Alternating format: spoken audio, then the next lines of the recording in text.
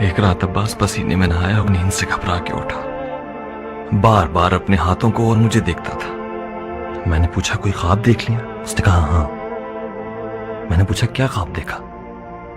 ٹوٹتی ہوئی سانسوں میں مجھے جواب دیا، ابراہیم میں نے خواب میں دیکھا کہ میرے ہاتھ نہیں ہیں، میرے ہاتھ کھو گئے تھے۔ میں اپنے ہاتھوں کو ڈھونڈ رہا تھا کہ اچانک میں نے گدھ کے جیسا ایک پرندہ دیکھا جس کی چونچ میں میرے ہاتھ تھے۔ وہ میرے ہاتھوں کو کھانا چاہتا تھا۔ میں نے اسے پتھر سے مارنا چاہا مگر مجھے خیال آیا کہ میرے پاس تو پتھر اٹھانے کے لیے ہاتھ نہیں۔ میں نے چلا کے کہا، او لاش خور، میرے ہاتھوں کو مت کھاؤ، وہ ہاتھ میرے ہیں۔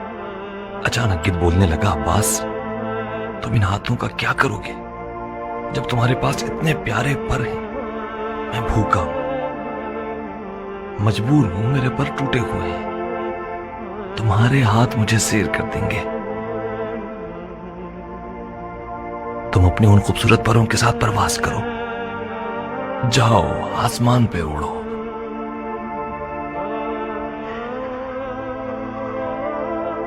جب میں نے سنا کہ عباس کے ہاتھ کاٹے گئے تو اس کے اس رات والے خواب کی حکمت کو سمجھ گیا۔